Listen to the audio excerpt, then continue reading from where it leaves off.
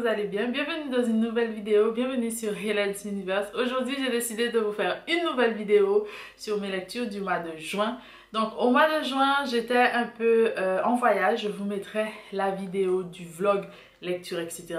Et j'ai pu quand même lire quelques ouvrages, notamment pour mon club de lecture et aussi la série des Rougons que je lis avec ma soeur. Si vous ne le savez pas, on a décidé de lire tous les Rougon-Macquart, mais dans l'ordre de lecture proposé par Zola. Alors, le premier livre que j'ai eu la chance de terminer, je crois pendant le mois, c'est donc La fortune des Rougons, le premier de Zola, qui se présente comme ceci. Ici, j'ai une version qui a été offerte pour l'achat de 2 folios chez Folio Classique, qui se présente comme ceci. Donc, le premier tome, on est avec la famille, donc, et déjà avec la tante Dide, je crois.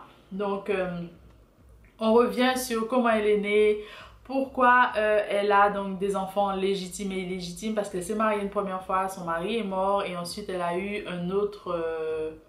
Ils se sont pas mariés, mais elle a eu un concubin, elle a eu d'autres enfants. Et on parle un peu sur toute cette branche de famille légitime et illégitime.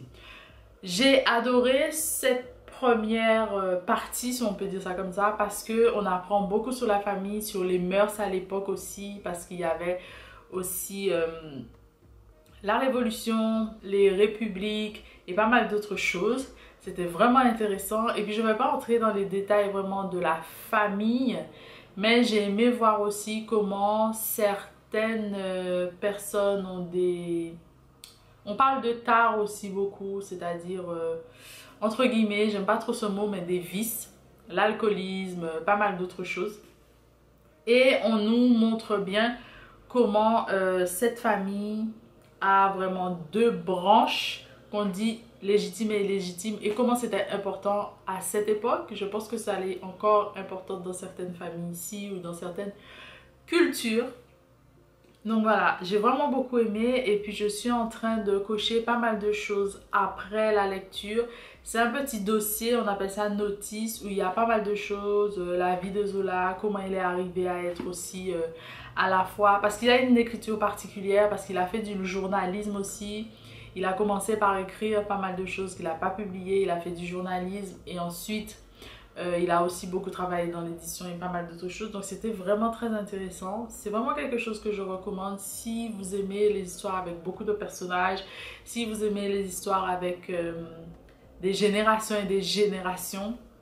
Donc une famille qui s'étend vraiment sur des siècles et pas mal d'autres choses.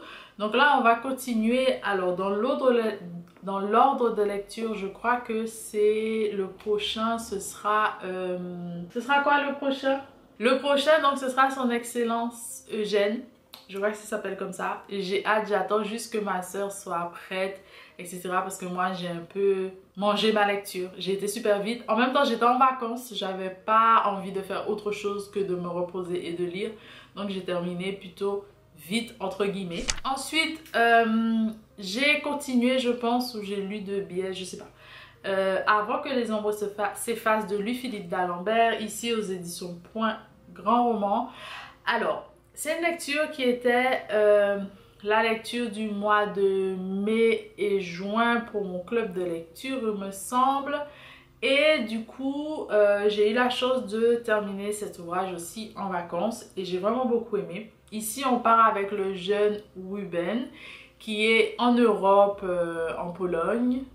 Et puis sa famille est juive, et puis les événements vont faire que malheureusement l'Holocauste, comme on dit, va frapper à la porte de sa famille, donc éventuellement de tous les pays qui étaient concernés, mais vraiment de sa famille.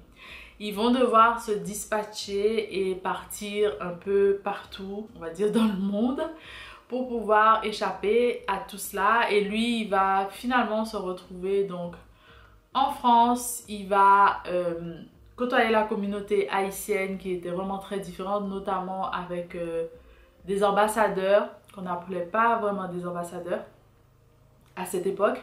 Et puis c'est comme ça qu'il va côtoyer la communauté haïtienne pour la première fois, et il va se retrouver finalement en Haïti où il va vivre, et il va se rendre compte qu'il est finalement haïtien après toute cette expérience. Et il va raconter cette histoire à nous, mais aussi à un membre de sa famille qui va venir lui rendre visite, mais plutôt venir en Haïti en tant que médecin, en tout cas dans le corps médical, pendant le tremblement de terre du 12 janvier 2010. C'est vraiment très intéressant, j'ai vraiment adoré cette lecture. J'ai trouvé que c'était un roman historique qui nous donnait beaucoup de choses à comprendre, à revoir et à mettre en place, même s'il y avait un peu d'anachronisme parfois. C'était la volonté de l'auteur également, mais j'ai beaucoup aimé. L'un de mes personnages préférés d'ailleurs, c'est l'un des personnages qu'il a mis dans le roman à une époque qui n'était pas la vraie époque dans la vraie vie. Mais j'ai beaucoup aimé. Je vous laisse découvrir vraiment cet ouvrage que j'ai vraiment apprécié. Je trouve que la plume de Louis-Philippe d'Alembert est une plume quand même très intéressante et je pense que c'est un auteur que je vais continuer à lire d'ailleurs. Et d'ailleurs, à la rentrée littéraire, il a un ouvrage qui arrive aussi toujours sur les questions un peu de confession juive et pas mal d'autres choses que j'ai hâte de lire. En tout cas, j'aurai l'occasion de vous en parler à nouveau. N'hésitez pas à me dire si vous l'avez déjà lu, si vous pensez le lire. Moi, je vous le recommande vraiment. Et c'est pas parce que j'ai beaucoup aimé, mais je pense qu'il y a beaucoup de choses qu'on peut apprendre, en tout cas, en lisant cet ouvrage. J'ai eu la chance de recevoir Confession d'une séancière de Katie Stewart. Donc c'est le premier ouvrage que je lis de Katie Stewart. J'en ai un autre à la maison, c'est l'Évangile selon Myriam et j'ai hâte de le lire. Mais celui-là a été sorti, il me semble, un petit peu avant. Il a été réédité, toujours par la même maison d'édition. Ici, on a un recueil de nouvelles, on va dire, qui s'apparente un peu aux contes que nous raconte quand on est jeune, notamment dans les petites Antilles, je dirais Guadeloupe, Martinique, et j'ai vraiment apprécié. Avant chaque nouvelle, on va dire, on a un poème, si je peux dire ça comme ça, qui va sceller un peu l'histoire précédente et l'histoire à venir parfois, et j'ai beaucoup aimé ça. Pourquoi j'ai aimé cette histoire? Parce que je pense que ça nous met vraiment dans l'imaginaire des Antilles, Guadeloupe, Martinique plutôt, avec notamment l'homme au bâton, c'est-à-dire le Dorlis, qu'on appelle ça, les Soukounians, la Diablesse, pas mal d'autres choses que j'ai vraiment aimé. Et ça nous met aussi dans l'univers de, par exemple, comment les ressortissants haïtiens sont traités dans ces îles. C'est-à-dire qu'ils sont vraiment pas bien traités et mal vus quelquefois. Et comment aussi la société fait en sorte que le racisme, la haine et la xénophobie grandissent. Donc voilà. J'ai apprécié de vraiment lire ça parce que je pense que c'est une façon de tomber dans l'imaginaire de ces îles. Et aussi ce que d'autres personnes appellent du fantastique. C'est pas vraiment du fantastique, c'est vraiment un imaginaire propre. Et ici, on dirait plutôt du magico-religieux parfois. Donc, c'est vraiment propre à ces îles-là.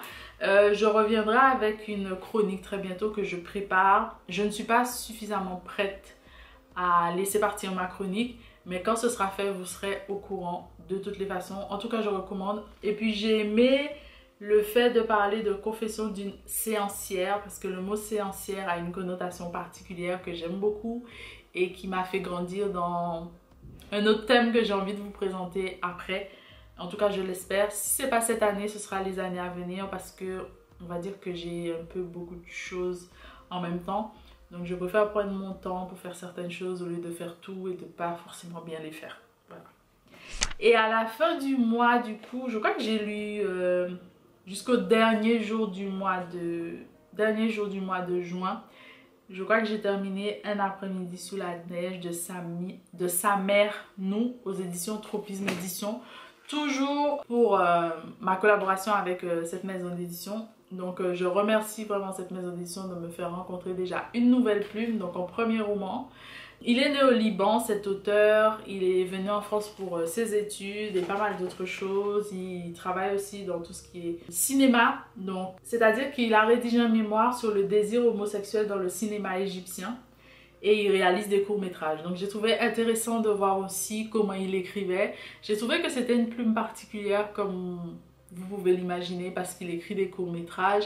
Et ce que j'ai aimé dans cette histoire, donc c'est l'histoire d'un petit garçon qui rencontre un camarade, pas un camarade dont il a l'habitude de pas un camarade qu'il a l'habitude de côtoyer, mais il y a un jour, ils vont décider de prendre un chemin un petit peu reculé, qui passe un peu dans une forêt, si on peut dire ça, devant la maison d'un homme qui est un peu marginalisé. Et puis, le petit garçon va embrasser notre personnage principal. Donc, on est au Liban, il fait froid, il y a de la neige partout. Et cette expérience va marquer notre personnage principal. Le petit garçon qui l'avait embrassé va partir. Donc, je crois qu'il part pour l'Australie. Donc, une fois qu'il part pour l'Australie, notre personnage principal va se demander, évidemment, pourquoi il ne revient pas à l'école, pourquoi après cet acte, il ne sait plus rien de lui, qu'est-ce qui va se passer, quel est ce sentiment qu'il a ressenti ou pas, quel est ce sentiment qu'il a ressenti ou pas.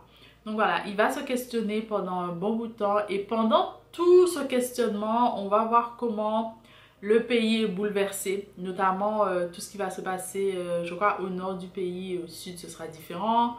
Tout ce qui va se passer aussi avec le personnage qui est marginalisé par la société dans, on va dire, le village où il vit.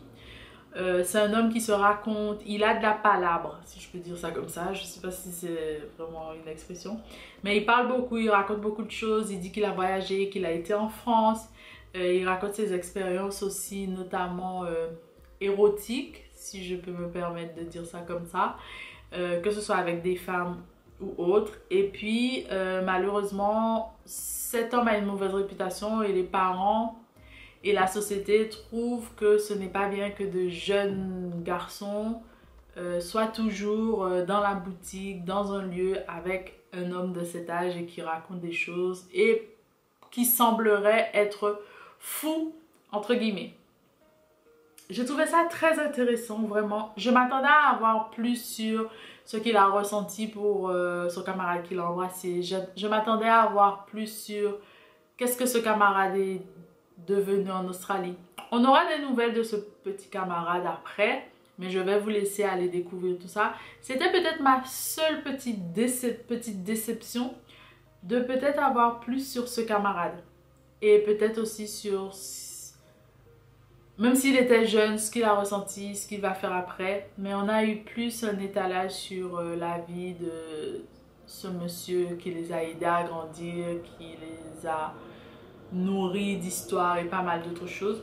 Donc en définitive, c'est aussi ça la vie. Parfois on fait des rencontres qui sont là juste pour partir, passer, et des rencontres qui vont nous changer peut-être pour toute une vie. Et même si les personnes ou la personne ne sont plus là, mais ces rencontres, on va continuer à nous nourrir avec le temps et encore et toujours et peut-être toute notre vie. Voilà, c'est un ouvrage que j'ai apprécié découvrir vraiment. Et puis j'ai lu cet ouvrage en été, mais pas forcément sous la neige, et c'était intéressant. Et j'aime beaucoup les couleurs aussi, voilà, après c'est une préférence personnelle, mais voilà.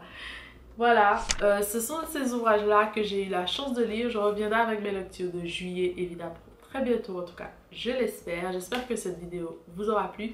N'hésitez surtout pas à me dire ce que vous avez lu en juin, ce que vous pensez lire. Est-ce que vous avez lu l'un de ces ouvrages? Je reviendrai bien évidemment avec mes chroniques. Je vous mettrai en barre d'infos les chroniques qui sont déjà disponibles. Et si ce n'est pas encore le cas, n'hésitez pas vraiment à aller voir ça, que ce soit sur Instagram, que ce soit sur le blog. En général, les articles très longs sont sur le blog et un petit peu plus courts sur Instagram. Donc pour ne rien manquer, n'hésitez pas aussi à vous abonner à la newsletter qui va sans doute changer. J'ai pris une pause pendant les vacances finalement, donc je reviendrai s'il le faut en septembre avec de nouvelles choses et j'espère que ça va vous plaire vraiment.